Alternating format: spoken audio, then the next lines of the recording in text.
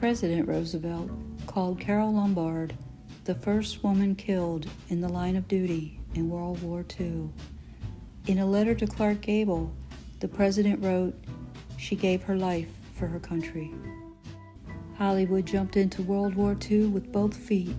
Some of the biggest male movie stars enlisted, and the female stars joined the bond drives.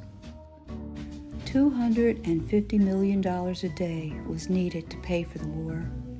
Half of the total amount was paid for by regular people. 85 million Americans bought $185 billion in bonds, over $3 trillion today. 8 massive bond drives ran from 1942 to 1945, caravans toward the country. Just 6 weeks after Pearl Harbor, Carole Lombard, who was known for screwball comedies, volunteered for the first bond drive in 1942. She said, "I can't go to the front, but I can do this." Her husband Clark Gable was concerned about her safety, but as Carole told her mother, "I've got to go. This is more important than any picture I'll ever make." Eager to get back to Gable, Carole went by plane from Las Vegas. In the infamous crash, all 22 aboard died instantly. Carole was 33 years old. Gable was devastated.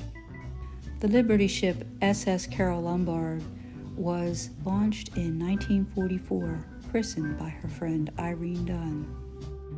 Bond sales spiked after her death. It was said, "Buy a bond for Carole." The bond tours exploded, and hundreds of starlets volunteered. The Treasury called it the Lombard effect. Bette Davis was called the War Bond Queen. She founded the Hollywood Canteen in 1942 and toured relentlessly. She once sold a $50,000 bond to a man who wanted to kiss her for it. She said, "Bond tours were the most important work I ever did." Rita Hayworth was the #1 pinup of World War II. At one drive, she auctioned off her nylon stockings for $40,000 in bonds. She said, "I'll kiss any man who buys a $100,000 bond," and men bought them. The German-American Marlene Dietrich sold bonds, recorded anti-Nazi songs, and like many others, performed for the troops. Dorothy Lamour was called the Bond Bombshell. She traveled over 300,000 miles to 250 cities. In 1944, she sold $350 million. She let buyers put bonds in her cleavage. Hedy Lamarr had both brains and beauty.